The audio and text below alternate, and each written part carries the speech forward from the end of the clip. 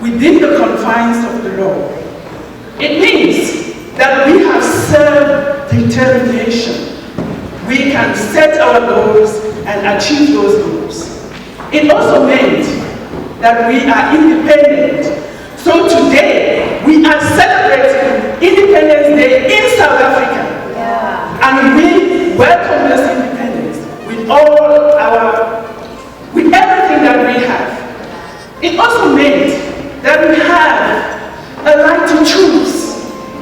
If you want to be hardworking, your hard work was going to be rewarded in the new South Africa.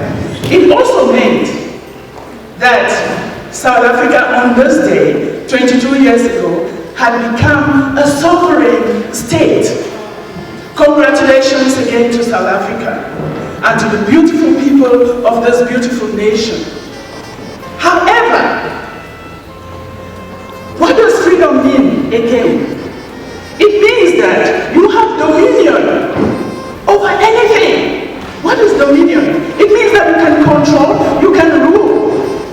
And so today, we will control and keep racism and rule racism and keep it away from us if we feel that it is not the right thing to still exist in our midst today.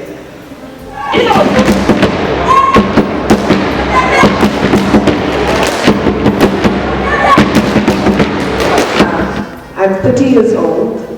It's 22 years after democracy. It's Freedom Day today.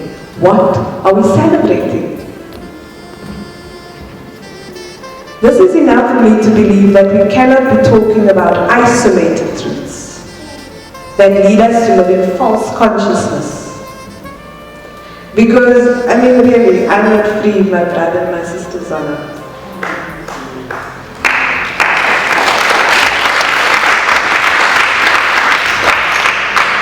I think racism is an excuse to separate other forms of prejudice as though there is a worse or better kind of prejudice.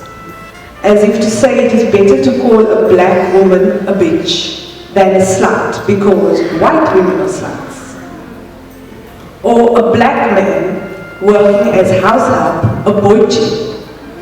The closest a white man gets to being called a boychi is he's playing varsity rugby, and then they call it a rainbow nation. Kind of like when the debate was about what's the difference between nigger and nigger.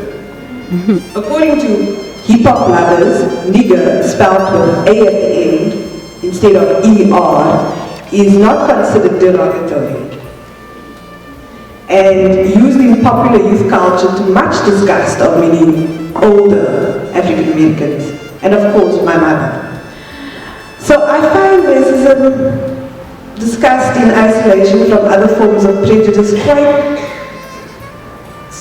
futile. Race is a construct. It's a concept made up by somebody whose aim was to dehumanize. And before race there was religion. It all comes down to power, and we need to be willing to recognize who has the power and who wants the power. Is there any satisfaction in sharing the power? And are we ready to govern?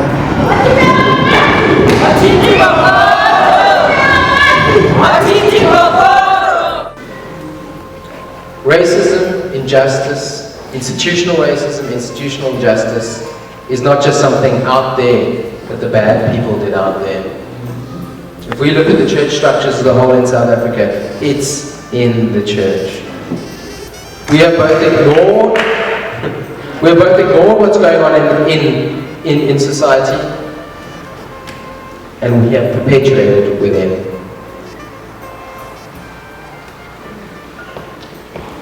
If we want to tackle racism and injustice, we need to start in the church. Those of us who call ourselves Christians, and I'm not making in one sense I say we start in the church, I'm not saying we can't do anything in society. Absolutely, we need to do both. But before raising our voices out there, maybe we need to actually take a long, hard look in our house and see what a mess it is. Of the Rainbow Nation, while many of you are coming from Cape Flats circumstantial. One person's house is equivalent to a church hall in Kayekcha. Now, this is my argument in closing.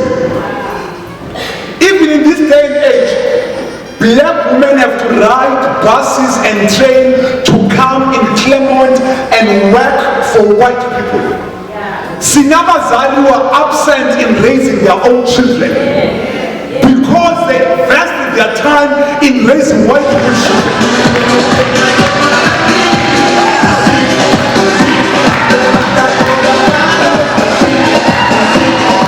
When we fought in the 70s, we fought to finish apartheid, not racism.